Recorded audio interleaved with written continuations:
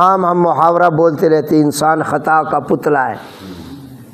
تو یہ انسان خطا کا پتلا ہے، انبیاء نہیں ہے، ان میں انبیاء نہیں۔ باقی اس کے علاوہ ہر انسان اس سے غلطی ہو سکتی ہے،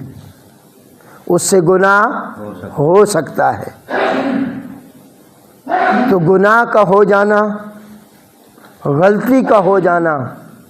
یہ اتنی بڑی بات نہیں ہے، بلکہ اس گناہ کو کرنے کے بعد اگر انسان گناہ کو اوپر پچھتاوا نہیں آیا، شرمندہ نہیں ہوا، اس کے ضمیر نے اس کو جھنجھوڑا نہیں، بلکہ گناہ کر کے وہ خوشی محسوس کر رہا ہے، ظلم و زیادتی کر کے وہ کہتا ہے میں نے ٹھیک کیا ہے، تو یہ پھر غلط بات ہے، پھر یہ سب سے بڑی غلط بات ہے۔ اگر انسان سے گناہ ہو جاتا ہے اور اس کا ضمیر ملامت کرتا ہے، جیسے کہتے ہیں اس کو نفس لوامہ کہتے ہیں، اور وہ شرمندگی کی طرف آتا ہے اور معافی مانگ لیتا ہے، کیا کر لیتا ہے جی؟ معافی مانگ لیتا ہے، سمجھو اب اس کا نفس امارہ سے نکل کے لفظ لوامہ کی طرف آ گیا،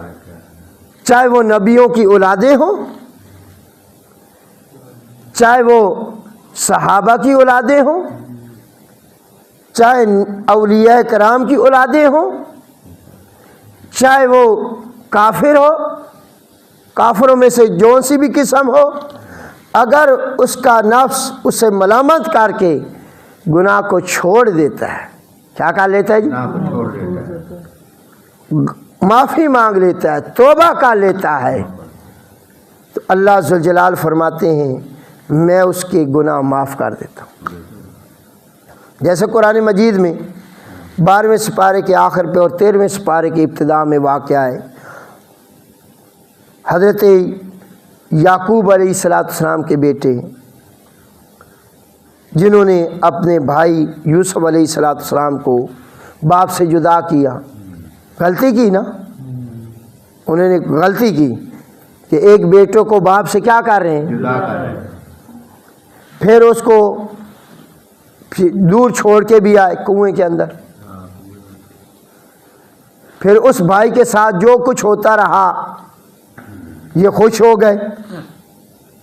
لیکن جب 40 سال کے عرصے کے بعد اللہ ذوالجلال نے اسی یوسف کو عزت عطا فرمائی،